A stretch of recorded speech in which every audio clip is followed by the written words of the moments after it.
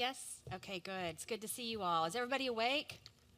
Yeah? All right, get some coffee during the break. Well, it's nice to see you all. I'm Christi Cannon. As he said, I'm a vice president of Global Class Actions, so very apropos for the event we're having here at Broadridge. I have been in the class action industry for 30 years. I practiced law for about half of that in the U.S., consumer, securities, antitrust cases on the class action side, both plaintiffs and defendants. And then I was also working at a very large global claims administrator, many of whom in the room I've worked with before. I see a lot of former colleagues. So I've really sort of seen the entire industry from a 360 over the course of my career. I'm now with Broadridge, as I said, and Broadridge is a global fintech. We're not quite as big as the big tech folks we're going to be talking about today, but we're very large.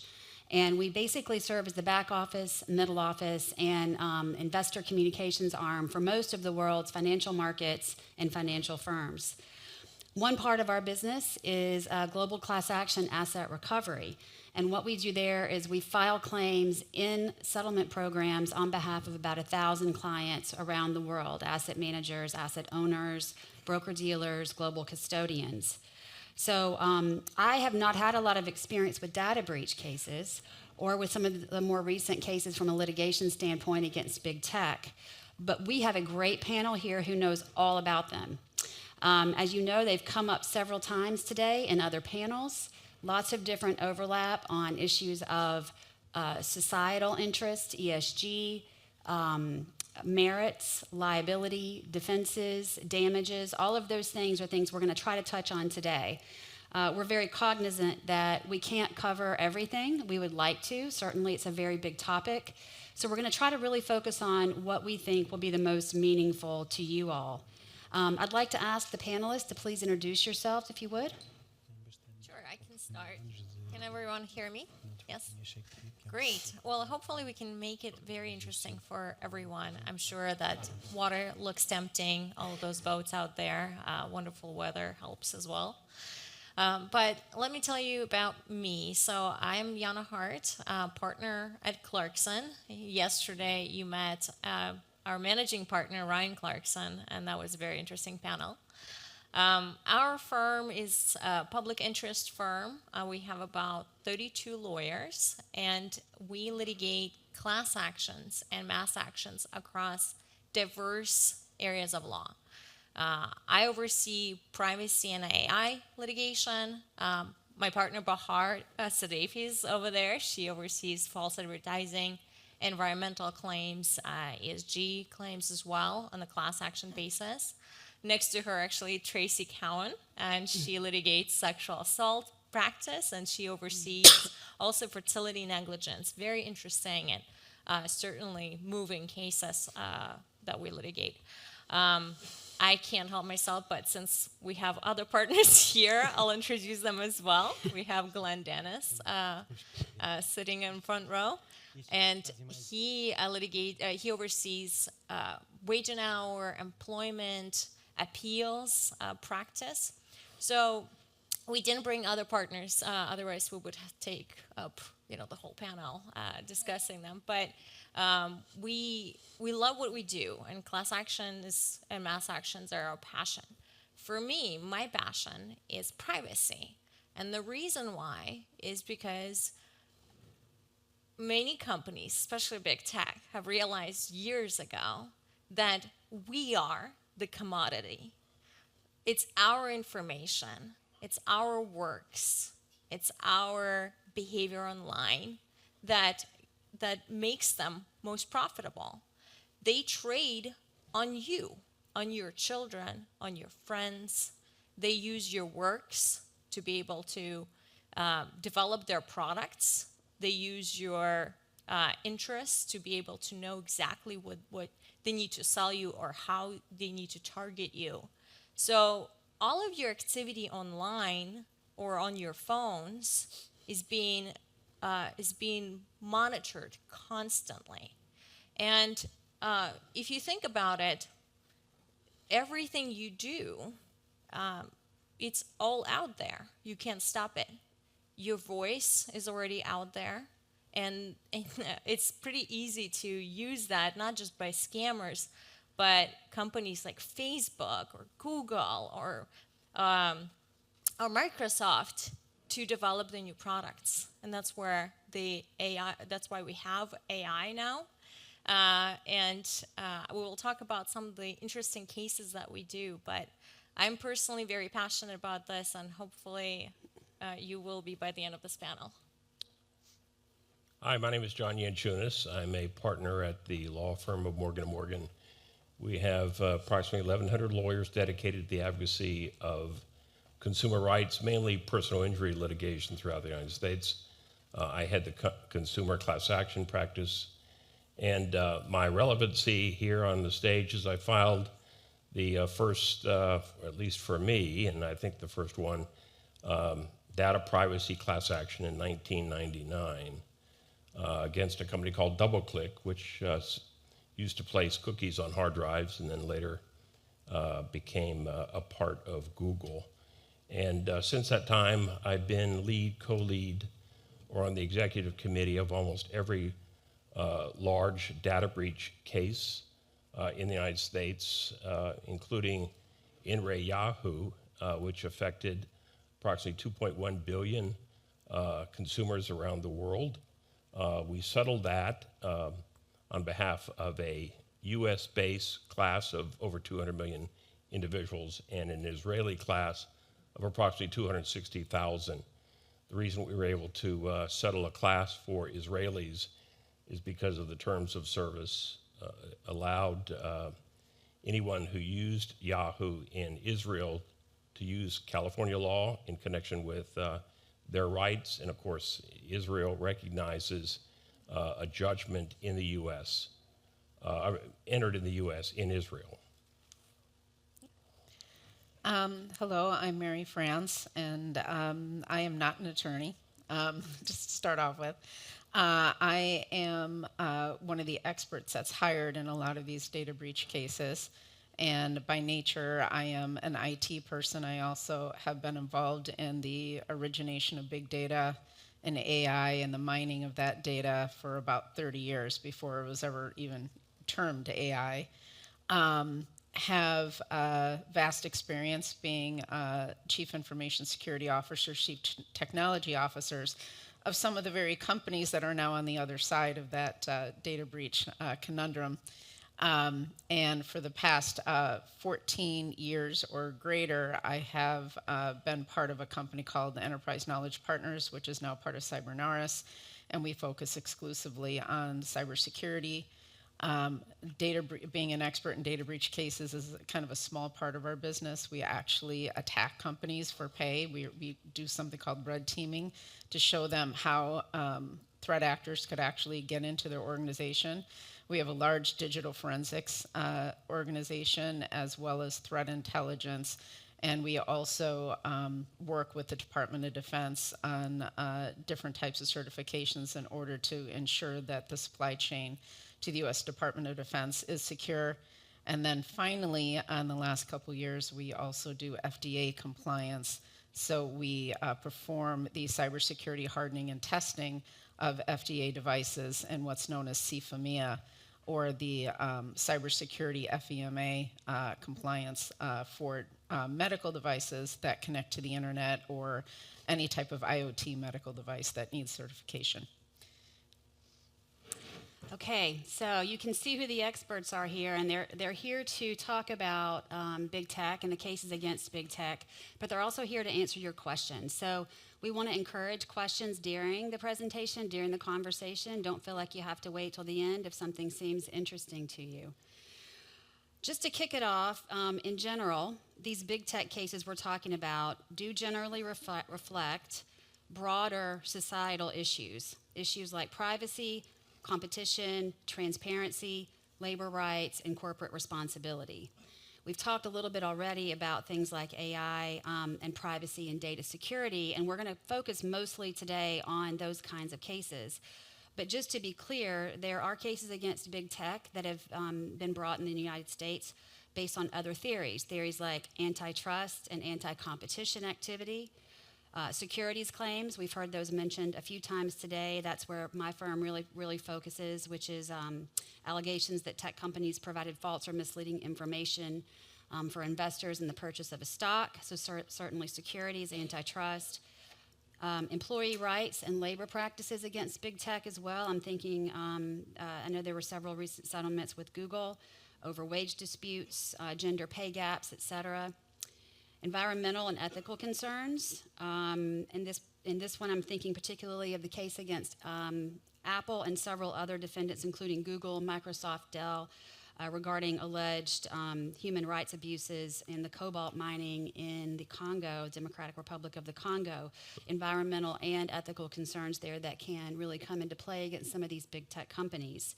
And then, of course, we all are hearing about the social media cases that are being brought in the United States.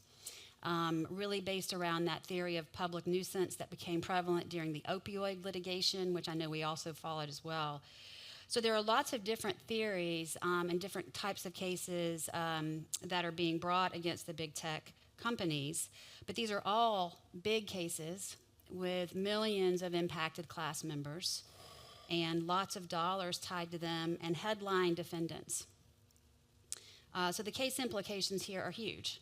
Not just in terms of the actual outcome of that case, but in how the litigation to Europe spreads in this space as well, what they're seeing happening in the United States and sort of what they learn to do next and follow with that in Europe, as well as public policy issues and the rights around privacy and societal concerns. So lots of big implications here across all of those case types. We are, like I said, going to focus mostly on the data breach cases today, some of the AI cases, maybe some of the social media cases. So without further ado, let's get into it. What are some of the challenges or nuances in the theories of liability that you're seeing in these cases against big tech? And if you can, when you're answering, give us some headline cases if you have some in mind. John, I'll start with you.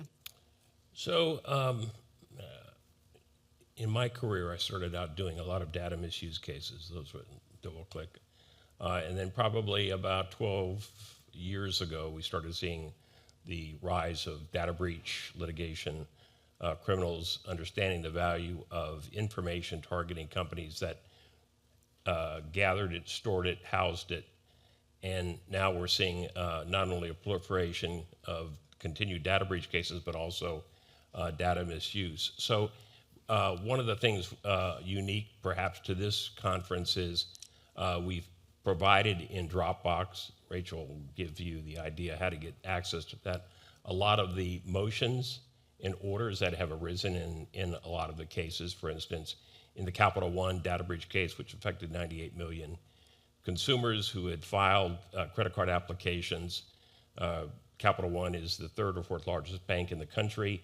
That case was litigated over a year and a half in the Rocket docket, the Eastern District of Virginia. We took 52 depositions, spent 4 days arguing motions for class certification and motions for summary judgment. And the motion for class certification that is in Dropbox will give you, to the extent that we've not had to redact certain parts because of the confidential nature of some of the information that we had been given in discovery, it does lay out both theories of liability in a data breach case, as well as damage theories, which I think is one of the things that I think the UK and the EU are still grappling with in trying to figure out, well, if information has been taken, how does that affect consumers? How do you monetize that? And we've done that. And then another case that I'll mention that, again, I believe is in the materials, a case, I've had 2 certifications against Google, one involving something that I think some people may be familiar with, the incognito mode of Chrome. The representations to the consumer was that in Chrome, or in incognito, you weren't being tracked. That's not correct. That's not what we alleged. That's not what we litigated. And Google did settle that case. And now if you use incognito, you're given much greater disclosures of what's happening with the information that you're obtaining in search. And of course, that was a pretty big issue in the United States when Roe versus Wade was changed, and now in certain states it's criminal to have an abortion. And you can imagine representing consumers, women who might be searching for abortion-related issues, to have government being able to access that. So we stopped that insofar as at least the incognito. The other case is a case that is now headed for trial next year, Rodriguez versus Google, which deals with certain components of the Android and Google, the Apple phone, that are anti-tracking, which don't work. At least that's the allegation, and we've certified that. Notice is going out to 419 million devices held by almost 100 million individuals. So, we're making a pretty big impact on the biggest tech, and I think you mentioned social media. I'll just mention we are heavily involved in the multi-district litigation case before Judge Gonzalez-Rogers.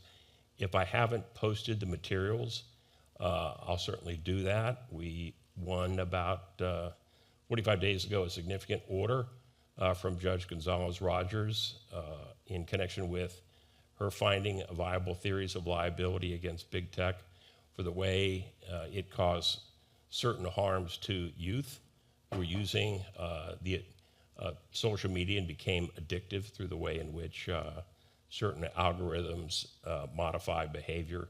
And we have clients whose children committed suicide as a result of the addictive features of social media, who became bulimic, depressed, any number of things. And we've got an extremely good judge who understands big tech, and Judge Gonzalez-Rogers had our Brown versus Rodriguez case. Brown versus Google case. Mm-hmm. So again, a lot of materials that we've provided to you that augment what we're giving to you in this presentation. Yana, what are you seeing in terms of theories of liability that are being brought and alleged, working or not working? Sure. Well, let me piggyback off what John said about kind of tracking your information, since I started with that as well, because we're going to see more and more of those cases. And there's currently, let me give you a hypothetical. Imagine you have your doctors that you visit periodically. You may not want to share your health information. You may not want to have anyone know about when you go to your doctor, your exchanges with the doctors, and so on. Now, imagine that all of your activity on the doctor's website, on those healthcare providers' websites, gets not only tracked by your medical providers, but gets sent to Facebook or Google or some other third parties, where they gather that information to be able to target you, to sell you the drugs that you may want, just to use that information for some political agenda or however they may want to use it. And there is currently litigation. So even though people didn't realize that was happening, at some point this became known that Facebook is doing that, and a lot of medical providers partner up with Facebook because they want to optimize their website visibility and raise revenues. And in doing so, they also allow Facebook to track that information. So we're seeing a lot of pixel litigation, essentially, which is that we see a lot of theories for federal wiretapping. There's state wiretapping claims, some common law claims, implied breach of contract, and so on, as well as unfair competition. And I know our firm is primarily involved in litigating cases against hospital providers that essentially share that information for our clients. So we see classes varying in size from, sometimes it's hundreds of thousands of people, sometimes it's more, depending on the size of the hospital and so on. And some of the, common challenges in those cases, because virtually these cases are righteous cases. Your medical information is yours and yours alone. Other entities shouldn't be able to use it unless they have your consent, and they don't. So I think on liability cases, these cases are fairly strong. Of course, now it's getting harder and harder to catch the bad actors, because after some litigation had ensued, some medical providers had realized that was happening and started turning off their tracking technology on the website. But you could actually go on the website and be able to, with the expert, or if you have some technical background, be able to see how much of information is being tracked. And oftentimes, it's not just the browsing information on the website, which I still think is fairly important and very valuable, but also it's the information that gets tracked when you're inside the patient portal. So you may be submitting some claims or some information to your doctors. You may be communicating with your doctors, or booking appointments, and that information can get tracked. So those cases, I think, are very strong on liability, and the main challenges that we face is with class certification, because this is where they come back and start challenging, well, if some of the users use additional blockers that they implement to try to prevent the tracking, maybe that information will be limited. So you should show us the extent of this information, whether it's typical and hitting on the class certification elements. So this is very interesting. It's still currently being litigated across the U.S., all those cases. So we'll see how they fare out. But again, I think they're fairly strong. I also want to mention some other interesting AI cases. Our firm is spearheading litigation against Google for copyright infringement. Specifically, this is based on Google, and there's some similar litigation pending, I think, against Meta and some other AI companies. But all these companies take all of the content online, or potentially even that they may have through their book projects and databases, and they use the copyright protected works to train their models, the LM models. And certainly those models wouldn't have existed had it been not for these copyright protected works. But they don't want to pay for the copyright protected content to the authors, to the illustrators, cartoonists, and so on. So they end up using music and works and pictures and with no compensation to the authors. So this is going to be another interesting litigation, though I suspect in that litigation some of the main challenges we'll talk about it, are going to be based more on defenses. And a couple of other theories, and I'll stop, because again, this is a very... There's a lot to talk about. Yeah.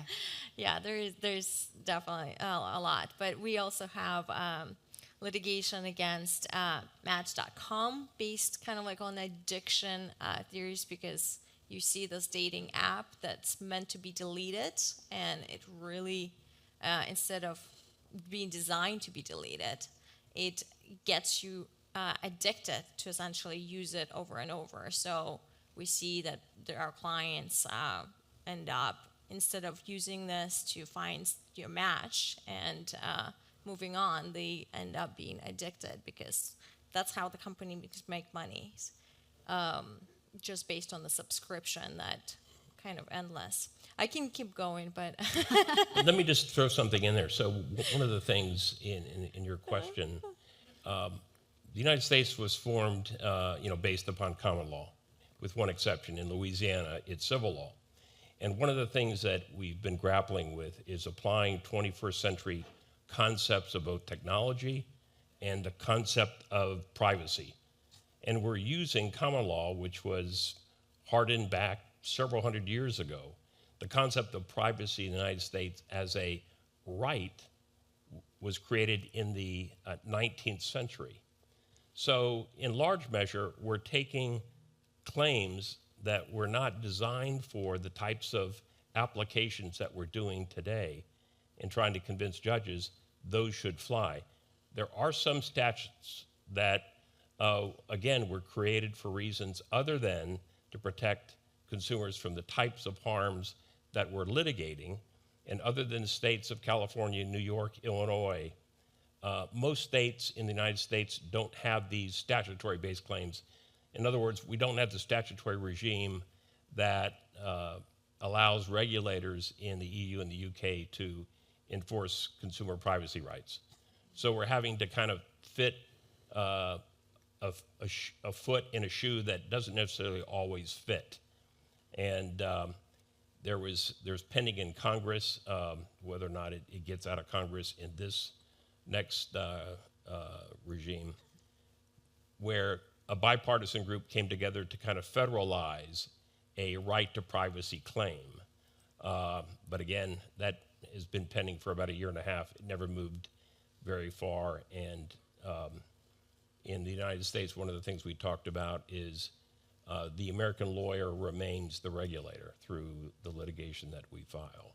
So that's the challenge, is coming up with innovative theories to apply to 21st century concepts and harms.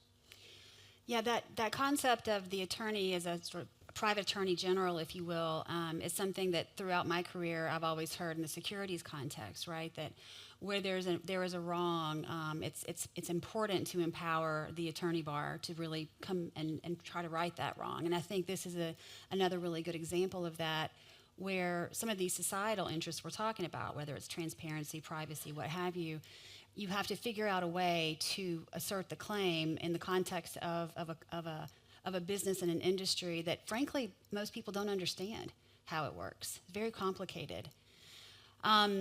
In that regard, Mary, I want to ask you, because speaking of don't understand, with data analytics and forensics, and you come in and you serve as expert in this case, or in these cases, right, on the plaintiff's and the defendant's side, correct? So you've seen the 360 for how these cases may actually roll out.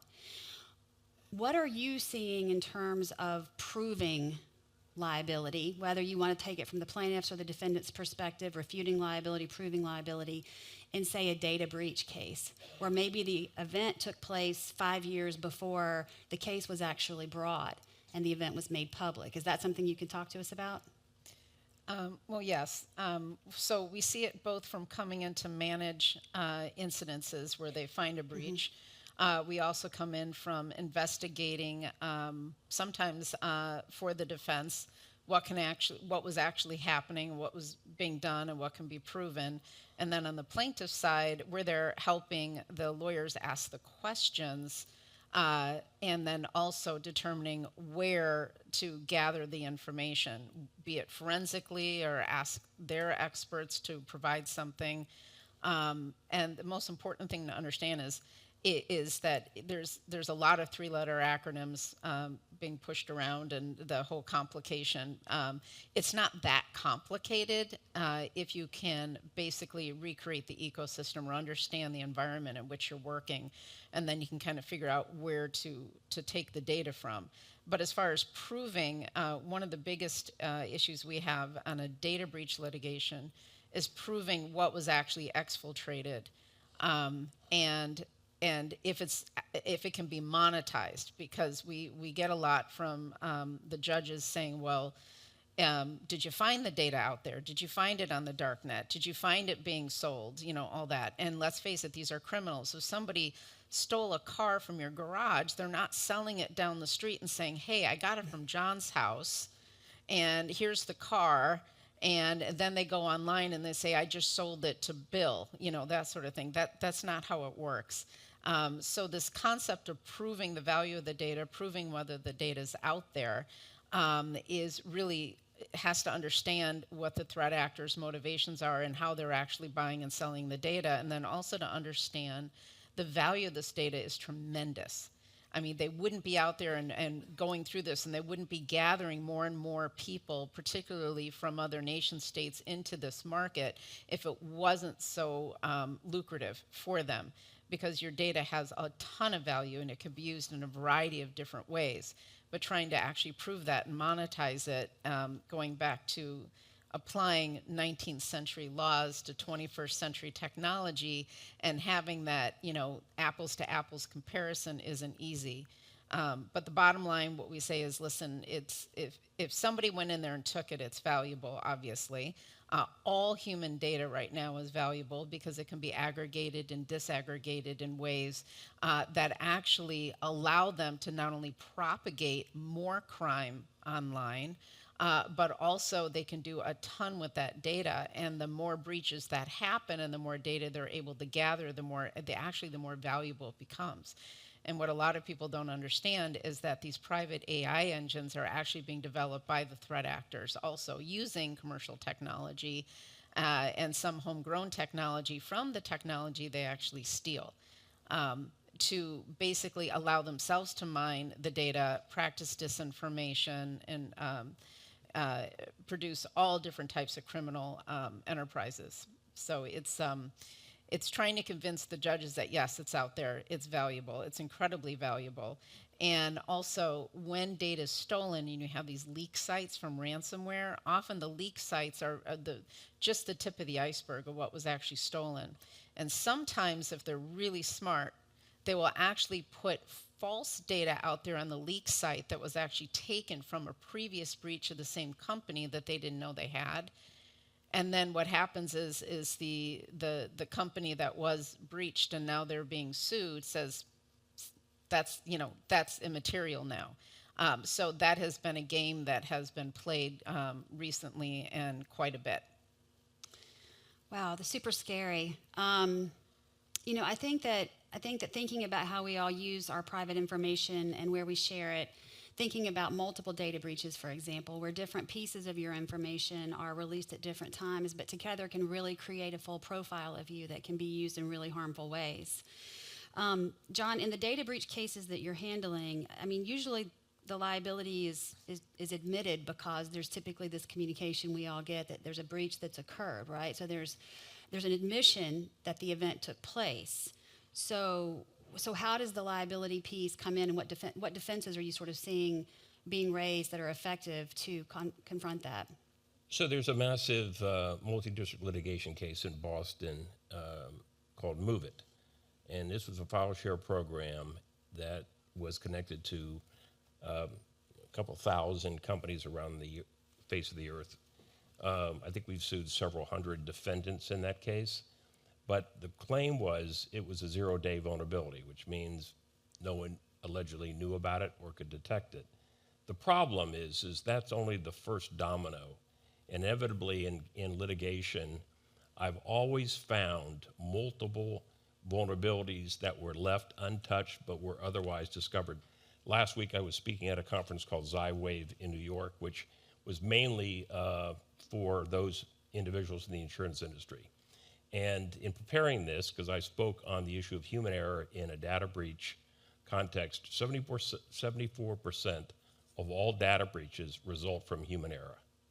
So it doesn't matter how great a technology you built to protect your information environment, human error will cause a breach.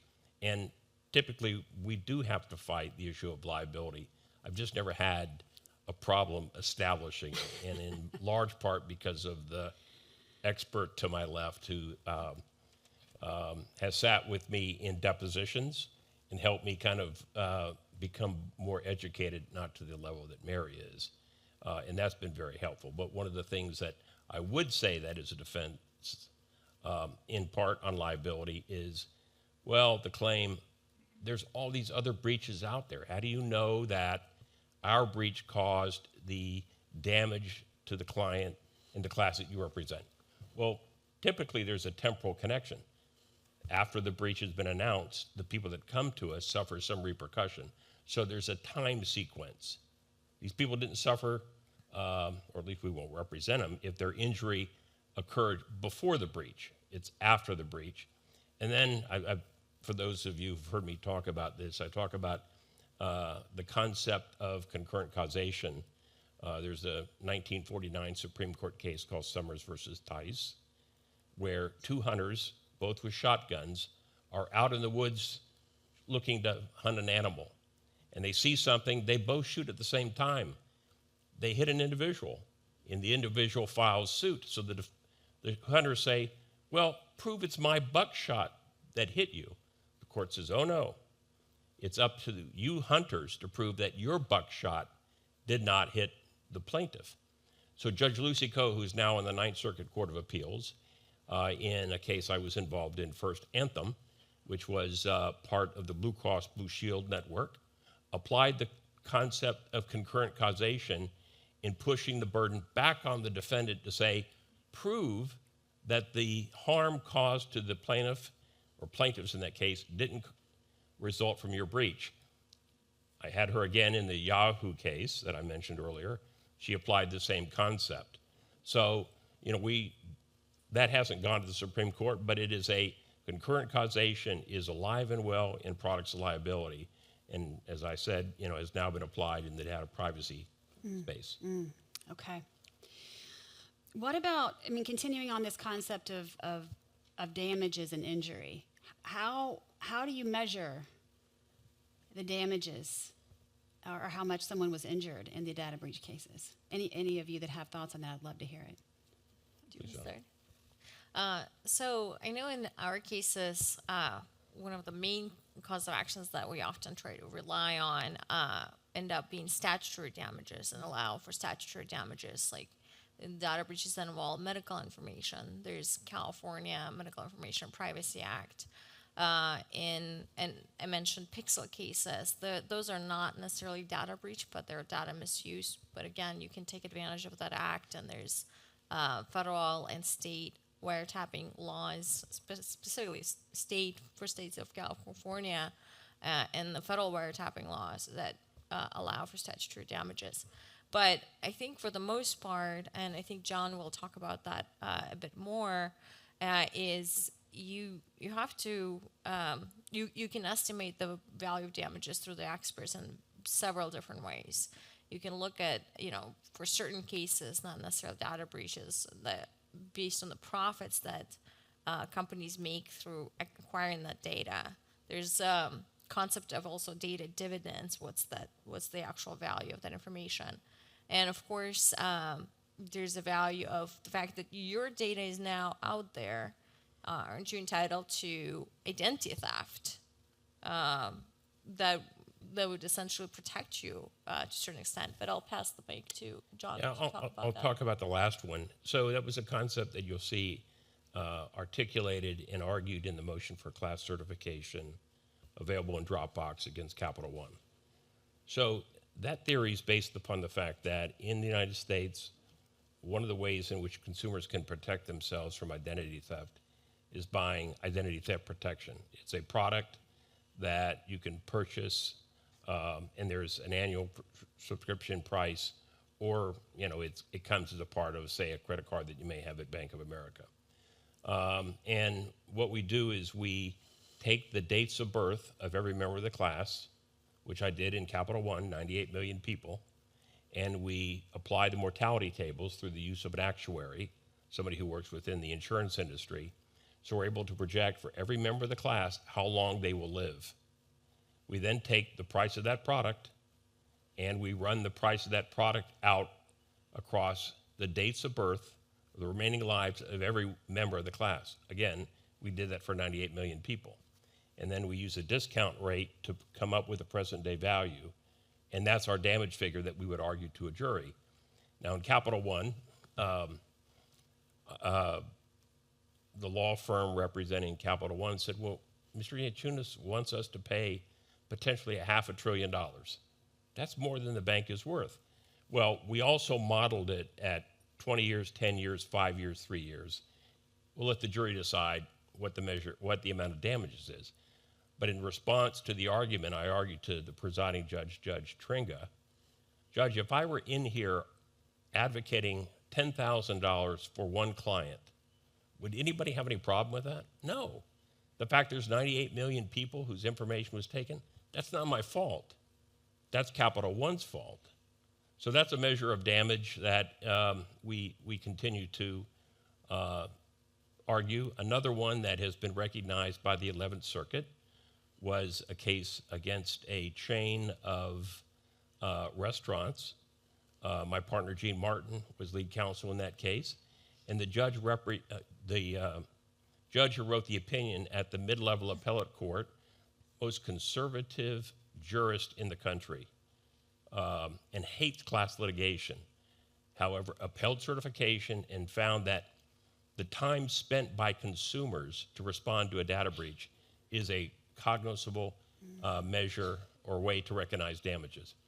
And then Yana mentioned another one that we constantly use, and that is the value of data. And how do you value it? Well, one, it's a commodity traded throughout the United States. Companies buy it and sell it all the time. Google, the largest data brokers, Axiom, Experian. But there's also another marketplace, the dark web. And if you go onto the dark web, you can buy certain data elements priced, whether it be social security numbers, driver's license, dates of birth, and that's assigned a value. And we've had economists then run a damage figure for the class based upon the data elements that were taken. To date, none of these cases have gone to trial. We have had certifications, but particularly when you have a certified class, then the leverage has increased to the point where a defendant doesn't want to face a jury. We've mock tried these cases, and juries resoundingly love them and come back with some pretty great verdicts. So I hope someday, maybe next year, I'll be able to try one of these cases.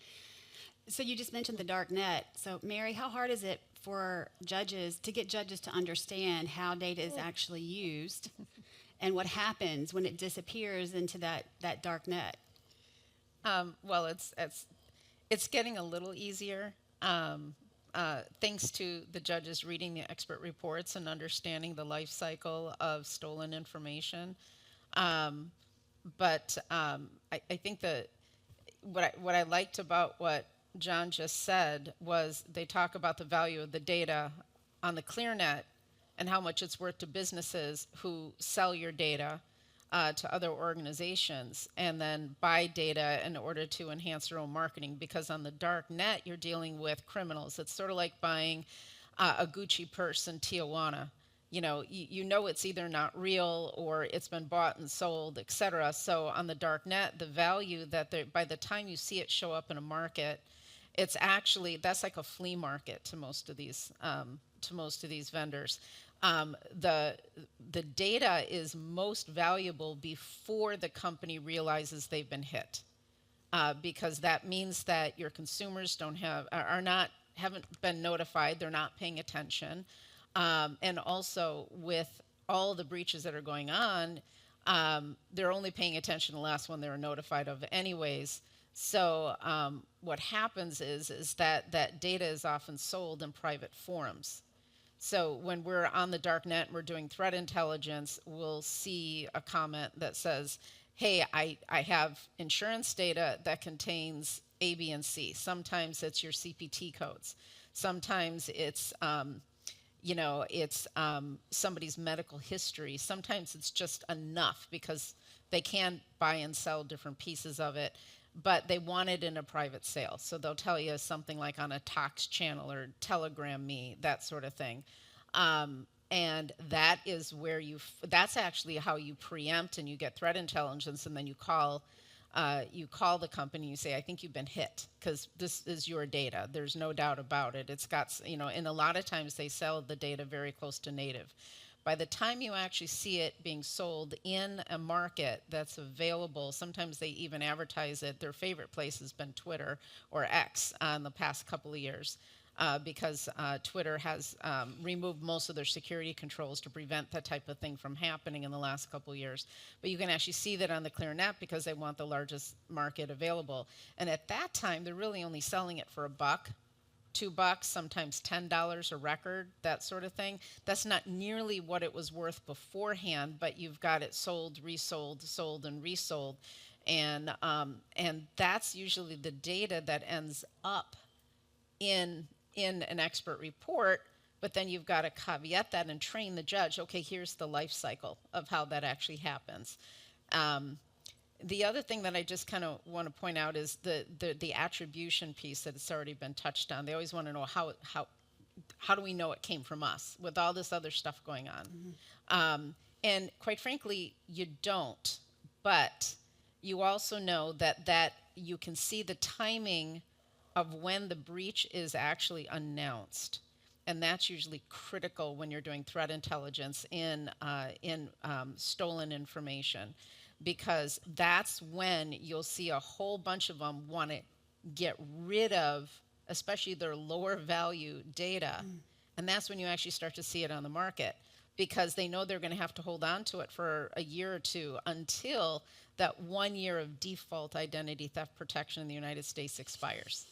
And so you'll see that pattern, and it's about it, with every single case that I'm participating on the plaintiff side, we're constantly we're using our expert reports to educate the judiciary, and that's critical. And I just want to add to that point, to educate the judges.